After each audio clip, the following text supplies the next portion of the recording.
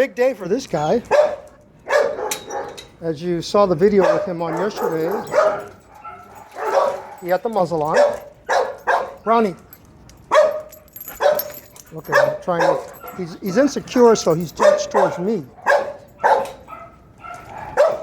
This is a dog that spends a lot of time with people, touching him and rubbing him. That he's not quite secure with dogs.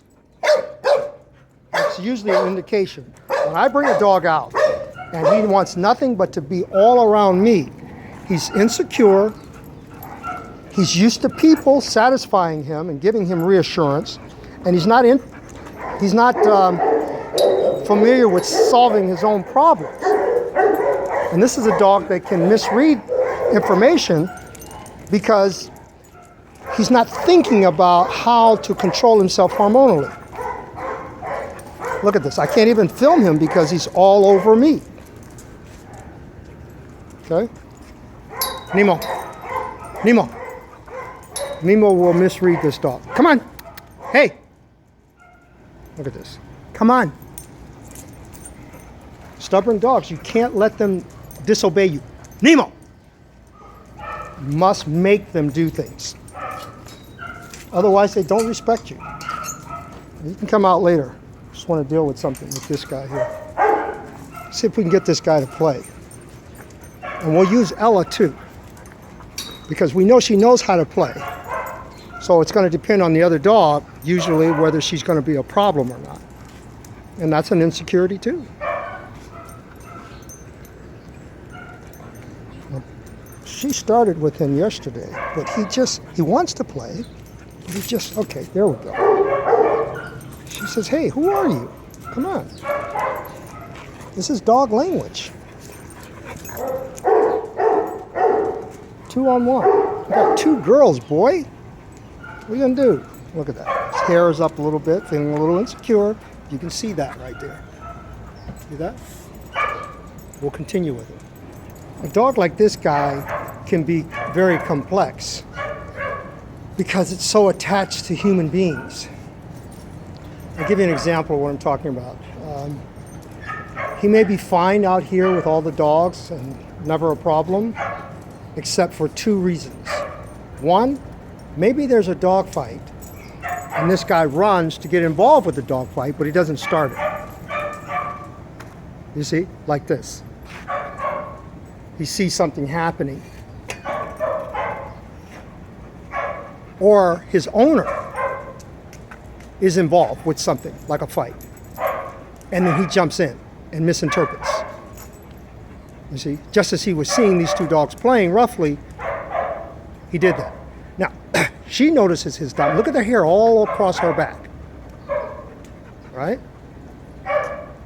This is the long stare, the tense body, sometimes the T. Everybody's hair is up. Hey, he's getting ready to mount.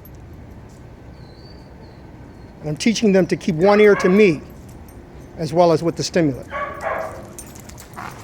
You see how he went for her? Now, we don't know if that's play or not, but in the beginning, for me, that's too soon. So I don't want to wait to find out. What I would rather find out is, will this dog listen to me first before will he play? I'm not concerned about will he play. Remember, I'm only interested in the aggressive part. Will he listen when he's in a hormonal state? That's what I'm looking for. And this is what we're getting ready to find out. And so I'm going to do something to find out that. So I'll be right back. I'm going to give this guy a chance to fight if that's what he wants to do. But just do something to help me to give you a little more time to interfere with it. And so I put a specific type of muzzle on this guy, and let's see what's really going down.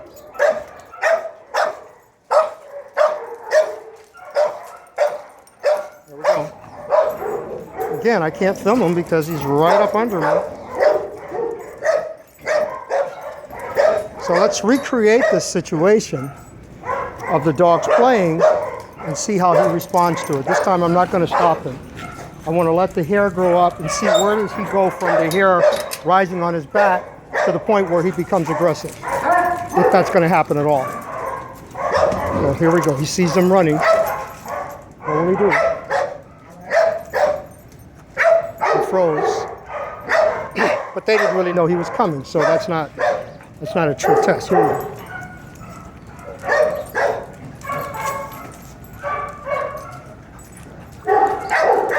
Is that aggression?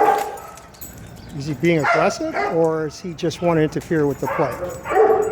That's what I'm looking at. That muzzle's helping me because he's thinking about both. Of splitting the hormone up.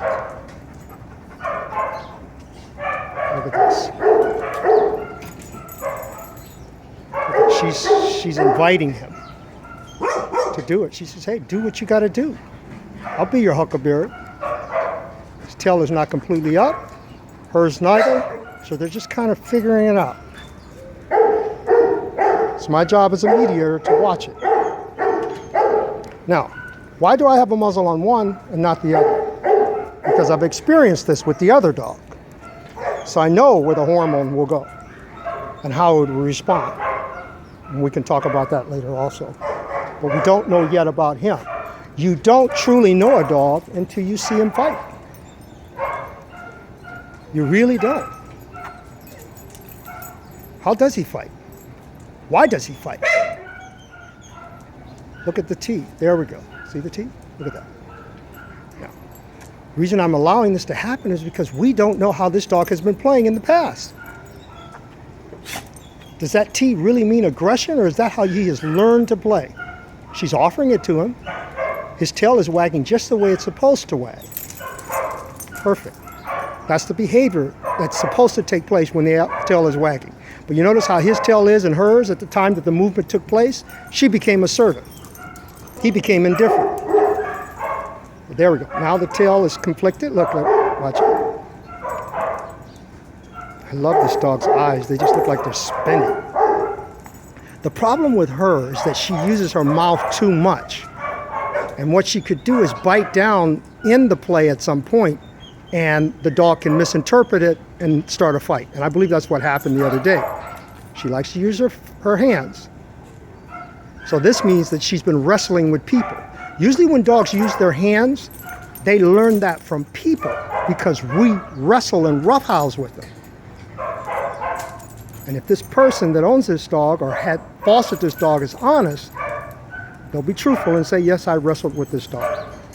I've always seen this with dogs that use their hands. People say, oh, that's a boxer thing.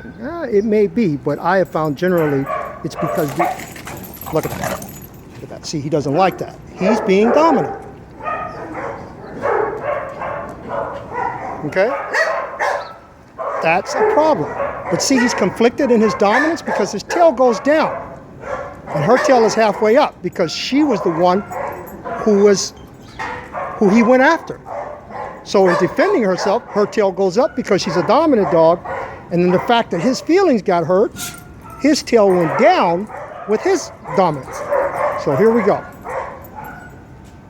He's focused on her. And this guy is looking at the females, so that tells me that he's probably had experience with another female, or he lives with a female that he's gotten into altercations with. And I'm going to confirm that. We'll continue.